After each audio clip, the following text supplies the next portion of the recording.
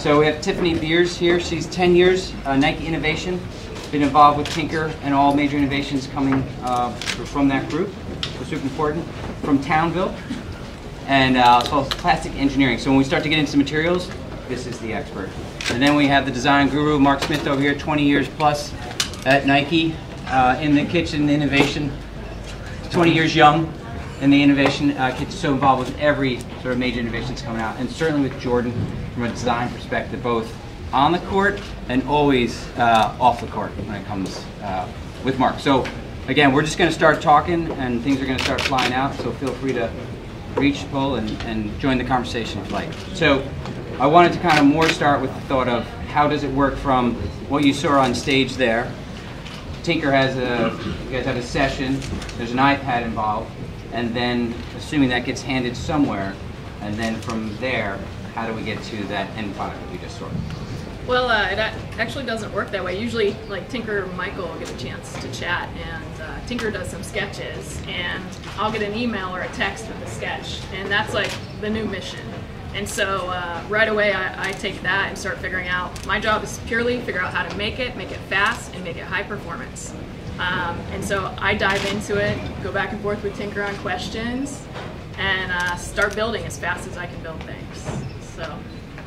And then I just mess stuff up along the way. And Tinker needs somebody to bounce things off. We've had a great relationship bouncing ideas off of each other. And working with really smart stuff happen.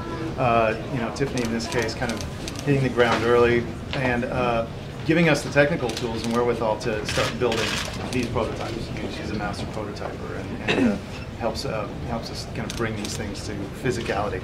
So that's really what we are. How it starts. So then we had a discussion, the starting point around this one-piece upper. So I'm just going to grab some, I'm going to put it in their hand and then see where the conversation goes.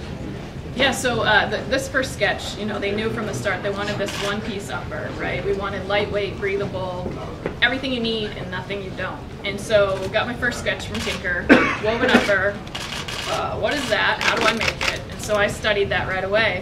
And it quickly got from his sketch to, basically in his sketch it identified areas of structure, areas of stretch, areas of breathability. And so literally this was one of our first samples. And so you can see on the top, the blue represents structure, stability. The red represents structure. The white is kind of breathability, a little bit of stretch, and the gray is even more stretch. The green is comfort. And so if you remember basket weaving, right? Basically the materials just go up and over each other. They're not really locked down anywhere. They're just constantly moving. So that's the awesome thing about weaving. Basically, you can see some of these fibers down here. They're floating fibers. That's when they're not engaged.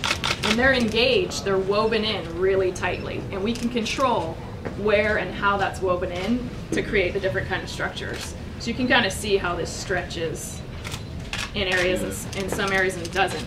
Now, we didn't know really how to do this until we went to Italy. Again, when we get sketches like this is less about a shoe design. It's not like this is what the shoe's going to look like. These are the physical properties that we're trying to achieve. So Tiffany's holding actually a physical sketch. We want stretch in these areas, we want support in these areas. It has nothing to do with like that's what the shoe's going to look like. But it may inform what the shoe looks like further down the road. So we're purely in function at this point, like make it work and work really well. And then you'll get a sketch like that once you kind of had this, and then now let's bring a little attitude to it, and then you start seeing how, well, this could be a shoe, and start making it in 3 dimensions. Start bringing, as Tiff basically said, all the structures inside, being able to bring cables up through and lace through those cables. And working with Matteo and the team in Italy is how do you actually do that in a way that's going to work as a one piece and bring all things together into something that's going to fit and function best. Yes, so every time we get basically a sample back, we're reviewing it, putting it in front of Tinker, seeing what he thinks, getting his reaction, and then modifying, getting the sketch, moving to this upper, and down the path of 50, 60, 70 samples. I mean, we make a lot of iterations fast. So. And that one piece has the benefits that you were talking about, because that was the one piece when they came to me and mentioned one piece, I was a little like, well, how do you serve what the athlete's talking about from support, comfort, and all that? And that's woven into that piece. Yeah, so the cool thing about it, normally you'd have a lot of layers. Wherever you want stiffness, you add a layer, you add a reinforcer. Here, we weave the fibers tighter and tighter and tighter so that they're not moving anywhere. Where you want more breathability, you weave them looser. There's so many different kind of weaving structures. The team in Italy, they're absolute experts at it. And so we could literally say, you know, we want structure in this square millimeter. They did it. And the craftsmanship part of it, it allows you to really focus down to the pixel. It's almost like a screen, like those guys mentioned in there. And you'll probably see the first sketch that Tinker did was actually on an upper. You'll see it in the next session, where he just drew that before anything else. Made it, and then we started building it into. But as you start looking at and getting into 3 dimensions, you start feeling where you need more structure and where you need less structure and where you need to bring these materials together so that it's one smooth piece. It's not just, hey, let's do it out of one piece in one new material way, and then it's really so that it fits the foot better than any of the shoes we've done before. So. Yeah, so here's the next evolution. We kind of got to this point. This is a one-piece cutout upper. This has the stability, the structure. This is probably 8-10 months into the process, mind you. On the back of it, you can see there's these tunnels where the fly web actually goes through. So instead of adding materials to create pockets, it's woven right into this one piece. Okay? So yeah, you're literally running cables through there to lace through, and then when you pull on those laces, they're individual. It's not just one thing like on a normal eye stay. When you have a normal eye stay and you pull through the eyes, you're really pulling on more of a general area. Whereas in these, they allow you to pull in those specific areas. So it's a very different fit. Yeah, and so normally we'd also add a lining material, so the material up against your foot is nice and soft, but you can see that the inside of that is our lining. It's a finished fabric in one piece right there. So then, to do this process, you guys went somewhere we've been before, to Italy. Why Italy? Why that factory we keep hearing about? Yeah, for everything those guys said. I mean, talk about craftsmanship and obsession. Cars, the wine, the clothes, I mean, some of my favorites. The lifestyle. The lifestyle. So when they said, hey, we have a factory in Italy, I was like, I'm going to go there. I need to see this firsthand and make sure of how this works. And so we headed to Italy and met Matteo, who's here with us, actually. Right, Matteo. Hello. Hello, guys. And he showed us his team, and it's fascinating. First, the people that run the machines, it takes 3 years of training before you're allowed to run a machine, right? Then it takes another 10 years to be an expert at it. And we're asking them to do things they've never done before. The main guy, Constantino, who was running machines, you know how a doctor takes a stethoscope and listens to you? He puts his hand on the machine and feels it vibrating and listens to it. He's like, oh, something's wrong. And we're like, holy cow, that's obsession. That's obsession. That's really good obsession for us. Yeah. And we know that the detail is going to be in there based on that obsession. Yeah. Go ahead. So then you get to, he's running the machine, so the team running the machines are amazing. The people programming is a whole different level. We explained, like with that sample there, that colors, we want this in this area. They have people that it takes more than 10 years to be able to understand and program those structures in. We met Tito, the amazing weaving craftsman. He's been weaving since he was a little boy practically. And literally every single pixel, every single fiber, they have to tell it where to go, tell it what kind of fiber it is and where it's going through this whole piece. I mean, this is a lot. And these pixels we're talking about are tiny. It's micro level. That process was long and fascinating. It really allowed us to take and kind of even bring back further details and options that we normally wouldn't have been able to normally get. Relating back to the meeting that we had with MJ at his house, it was a table similar to this in that it was wood, and it was about this tall, but it was about 10 times longer than this. And what we did was we ended up bringing back, and the process was this wall times, I don't know, 800 And just you walk around, it's an amazing place for anybody who's creative to go. I like this color. I want to mix this color with this color. And we really went through and did, I think we had like 65 or 75 variations that we brought on one roll that you could like actually leave the factory with under your arm, go through customs, and like walk in MJ's house and roll out. And so in that, what we did was we rolled out many colorways. Sorry for this, I'm going to move these guys over a little bit. And if you can roll that one back toward me, the other one, and you can imagine, I mean, the one we had was about twice as wide, and we had about 10 of these things, and we were able to actually show immediately that you could have many different looks, many different feels, but each one of them, not only did they look different, but they also felt. They could be different thicknesses, different structures, again, to the point of this, where we could start really tuning in where we wanted stretch and stability.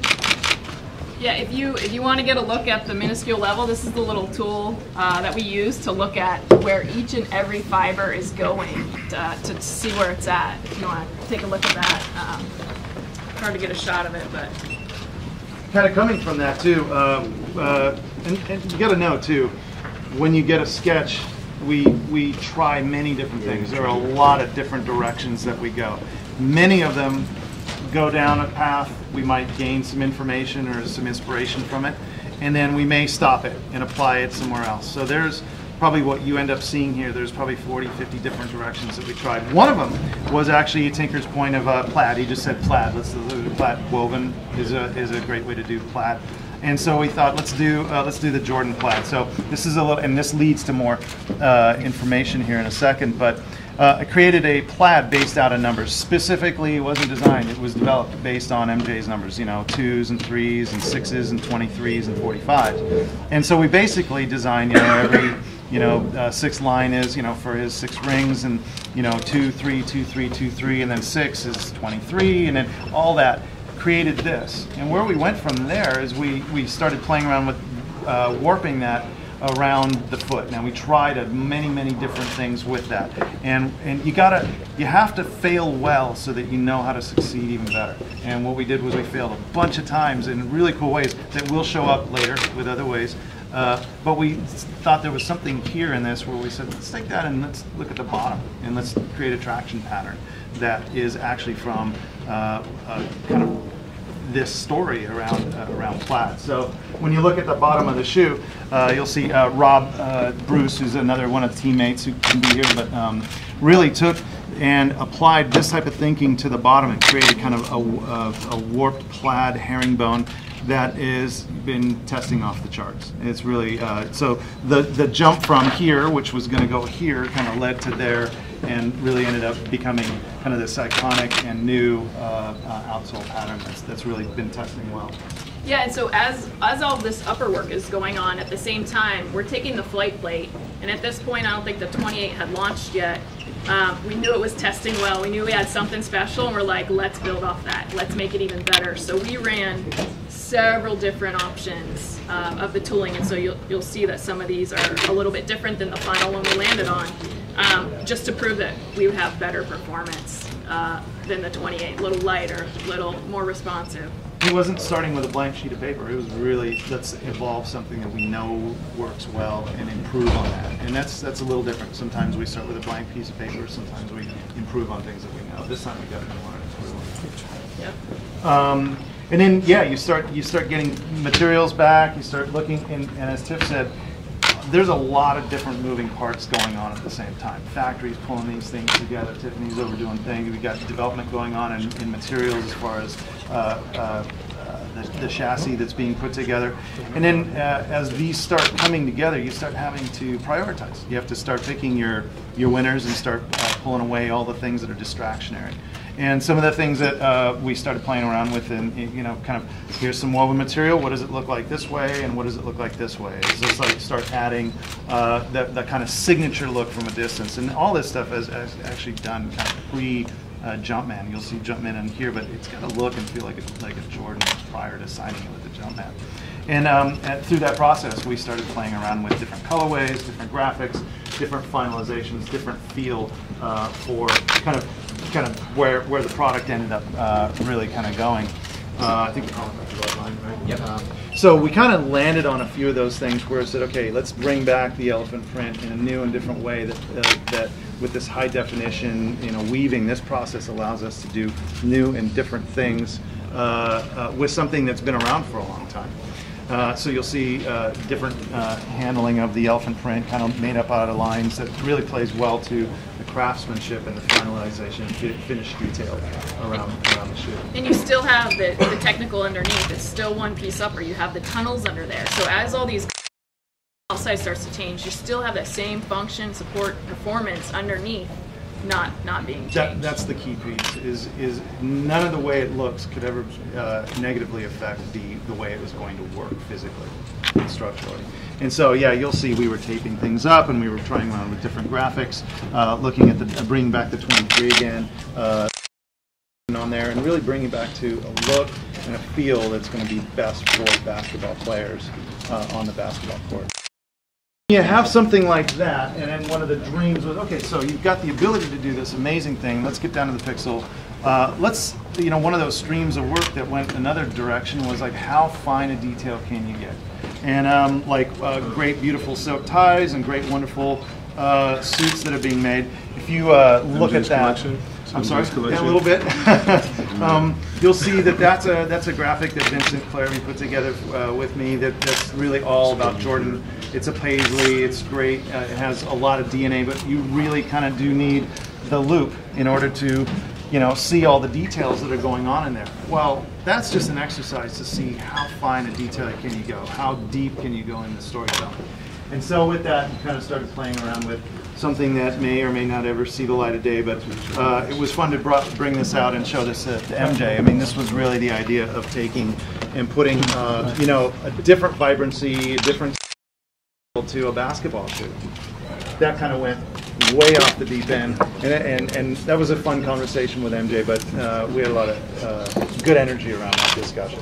Yeah, and the team in Italy, without their craftsmanship and extensive experience, wouldn't have been able to do a whole new level. Yeah. Speaking of whole new levels, we got another one here that is a great example of what these guys can do. That way. Roll that out. Yeah. Oh, that's dope. So this is woven. Yeah. It's the same technology. This is the ability to get down to and reproduce imagery at another level. I don't know if you can see, but he's got a little mustache there. You can see the minor details, So all of this, all these parts and pieces, the way they come together, is in a new and different way that allows for everything to fit and feel like no other shoe. Okay, so all the parts and pieces as we explored the way it was being made and the way the outsole was going to apply and the way the rand was going to hold it together. We even, after some testing, we knew this really tested really well. Do we have a, yeah. So you could actually see, but last thing again, Tinker was saying, there's one thing we know we can improve on, and it is connecting the heel and the forefoot. We needed to really make sure that transition from heel to forefoot kind of worked at the highest level. So we kind of brought that through here. That's one of those points where years of experience, years of testing and trial, and wear testing with this product really came through. And so these are the two first colorways that are going to hit. And this was a very abbreviated to tell the story of how a large team with a lot of different moving parts, international, fine craftsmanship, Italian, point of ability to expect, the highest level of reproduction, really kind of ended up in a product that will feel, it is the lightest Jordan. It does fit the best, we can say that, and we're so confident in this together, and share it with everybody and the Italian team. Yeah, so to the fit of this, And the fact of the matter is that you have these fibers going across the entire shoe. So at no point does the fiber actually break. So this shoe, it knows what the right side of your foot's doing, the left side of your foot's doing, because it's all connected. It's all a weave that kind of moves with your foot. It's kind of like skin. Very dynamic. So it gives you an amazing fit, and not just you, but you and you and you and you, and your feet are all very different, right? So together it works with the tooling flawlessly, and just it's a great product. Can't wait for you guys to get it on. So I think we've got about 5 minutes left, and hopefully you've got just the start of the conversation, how in depth and how detailed the team, Mark and Tiffany, went, and the idea of tailored for flight.